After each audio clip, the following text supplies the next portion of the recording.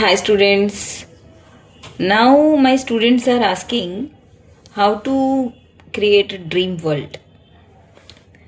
So students, dream world create करने के लिए हमको कुछ चीज़ों को नज़रअंदाज करना चाहिए और कोई कोई बातों को हमको अवॉइड करना चाहिए। जैसे हमने ऐसे डिसाइड किया कि घर वाले हमको ये बोल रहे आप लोग ये करो वो करो, ओके, हम लोग सुन रहे, उसमें से जो अच्छी चीज़ है उसको लेना है, जो हमको पक्का पता है कि ये गलत है तो उसको नहीं लेना है।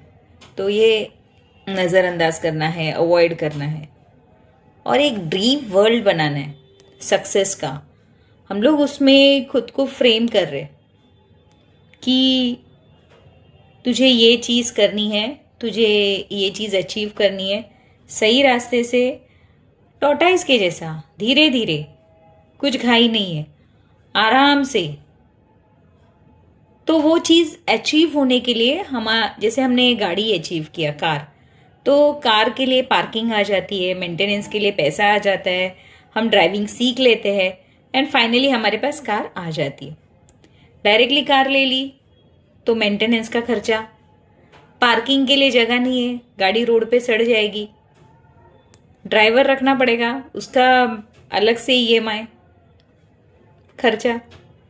तो जब नेचर आपको देता है ना, तो आपको पहले कार की पार्किंग देता है, फिर आपको ड्राइविंग सीखने बोलता है, आप ड्राइविंग सीख लेते हो जबकि आपको अच्छी ड्राइविंग आ जाती है एंड आप मेंटेनेंस, पेट्रोल उसका करने के लिए आपके पास कैपेबिलिटी हो जाता है, तब आपके पास कार आ जाती है। तो वैसे ही जब आप कोई ड्रीम देखते हो ना, तो वो ड्रीम का आप एंड मत देखो, आप पूरा उसका सराउंडिंग देखो कि नेचर कैसे आपको क्रिएट करते जाता है। एंड कुछ दिन वो चीज़ आप जैसे ड्रीम वर्ल्ड में आपने वो क्रिएट कर लिया, तो ऑटोमेटिकली थोड़े दिनों में आपको पता चल जाएगा कि अरे इसका तो बहुत सालों पहले से ही संकल्प चालू हो चुका है एंड हम लोग उस रास्ते पे ऑलरेडी है और वो चीज़ हमारे पास अच्छे से आ रही है। तो आप लोग ऐसे एक ड्रीम वर्ल्ड बना के, एंड ऑलरेडी आपको मैं बोल रही हूँ, जब आपको ये चीज़ आ रही है दिमाग में कि मुझे ये चीज़ करनी है, तो नेचर ने आपको उस रास्ते पे पहले से ही डाला हुआ है। अब प्रॉपरली उसको जब स्टडी करोगे आपको समझ में आएगा, अरे हाँ मैं तो ये रास्ते पे कई सालों से हूँ, तभी तो मैं रेकी में थी भी नहीं, फिर भी तो यूनिवर्स आपके लिए वो रास्ता आप पैदा होने के पहले ही निश्चय किया होता है। बस आपको रोना नहीं है, हंसते रहना है एंड रेकी के ऊपर ट्रस्ट करना है। एंड आपका जो भी ड्रीम है वो हमेशा आप याद रखना, उसका पूरा, जब तक वो 100% आपके लिए नहीं है तब तक वो ड्रीम आपके हाथ तक नहीं पहुंचेगी। आप उस ड्रीम में टिकने वाले हो, आपको वो लाइफ जीनी है, तब जाके वो ड्रीम आपके हाथ में ऐसे रखी जाएगी, फोर्सफुली नहीं, बहुत ही प्यार से ऐसे। हमारे झगड़े, नाउ ये जो झगड़े हैं ये बहुत ही प्यारे होते हैं और इनको जब वो लोग यहाँ इस दुनिया में नहीं होते या हम इस दुनिया में नहीं होते तो वो याद करके हमारे लिए रोते, हमारे लिए हंसते, तो वो झगड़े अच्छे।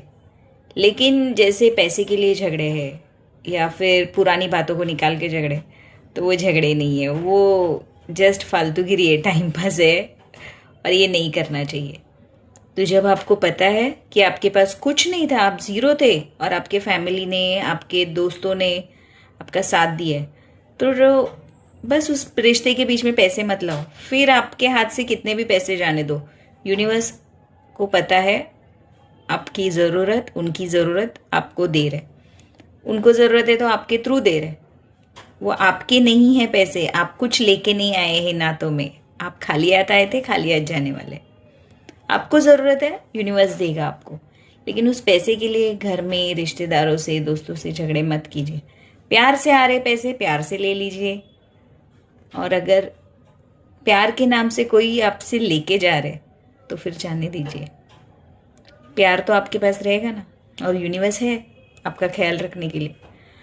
सो स्टूडेंट्स, मैं आपको ये बात इसके लिए बता रही हूँ कि बहुत सारे लोगों के जो हम पेशेंट्स देखते हैं, जो मेरे पास चक्रा क्लीनिंग के लिए आते हैं या फिर ट्रीटमेंट के लिए आते हैं, तो उनके जो 90% कॉज होता है ना, वो सिर्फ रिलेटिव्स, लव्ड वंस, उनके झगड़े होते हैं। और जैसे हम लोग काउंसलिंग करते हैं, बहुत ही छोटे छोटे माइनर इश्यूज होते हैं, अरे हमने तो ये सोचा ही नहीं। तो ये सोचना चाहिए, क्योंकि हम तो उस बात को दिमाग में रख के सालों साल उसके ऊपर गुस्सा कर रहे, गॉट इट। और हमारे अंदर एक नेगेटिव जहर बनते जा रहा है, और वो जहर हमको अलग अलग बीमारियां दे रहे हैं। और वही लोग जिनके ऊपर हम लोग भड़क रहे, वही लोग हमारा ख्याल भी रख रहे। तो सोचने वाला बात है। तो जो आपके जीरोज में आपका साथ देते हैं ना, वो आपकी पूरी प्रॉपर्टी डिजर्व करते हैं, वो आपको भी डिजर्व करते हैं। ओके। एंड जो लोग सिर्फ आपका सक्सेस देख के आपके साथ है ना, वो आपका टाइम, आपका मोबाइल नंबर भी डिजर्व नहीं करते। So think about it, because universe जो है वो आपसे कुछ भी लेता नहीं है, लेकिन आप जब भी रोते हो आपको देता है, आपको देते ही रहता है। प्रेयर्स, गॉड आपको देते ही रहता है। आपको रोने नहीं नहीं नहीं, रोना मत, रोना मत, ले ले भाई, ले ले। यूनिवर्स या फिर गॉड के पास जब हम लोग बोलते हैं, गॉड मेरे से फिर से एक प्रॉब्लम हो गया, मेरे से फिर से एक गलती हो गई, ओके चाइल्ड, फिर से हाँ रोना चालू, तो रोने से क्या, नहीं नहीं नहीं नहीं, रोना मत, मैं तेरा प्रॉब्लम सॉल्व करता हूँ। वैसे ही अगर कोई मुसीबत में है आपके लव्ड वंस, तो उनको हेल्प कीजिए, साथ दीजिए, ऊपर निकालिए, बट उसके रिवर्स में उनसे कुछ भी एक्सपेक्ट मत कीजिए। बिकॉज एक ह्यूमन बीइंग दूसरे ह्यूमन बीइंग से यूनिवर्स का ही बर्ताव करना चाहिए, क्योंकि हमारी बॉडी पंच तत्व से बनी है, और हर ह्यूमन बीइंग आपके आजू बाजू में रहने वाले यूनिवर्स से कनेक्टेड है। तो स्पेशली जो हमारे लव्ड वंस, जो हमारे जीरोज में साथ दे रहे, तो आपको क्या करना है वो आपको मालूम है। Okay. And just smile on the face रख के रेकी कीजिए, प्रेयर्स कीजिए, जो अपनी आयुर्वेदिक ट्रीटमेंट है वो कीजिए, एलोपैथी से दूर रहिए, इमरजेंसी है तो ही यूज़ कीजिए, वरना होम्योपैथिक, आयुर्वेदिक, रेकी, ये सब ट्रीटमेंट में ही रहिए। एंड स्माइल करते रहिए। Trust reiki, spread recce.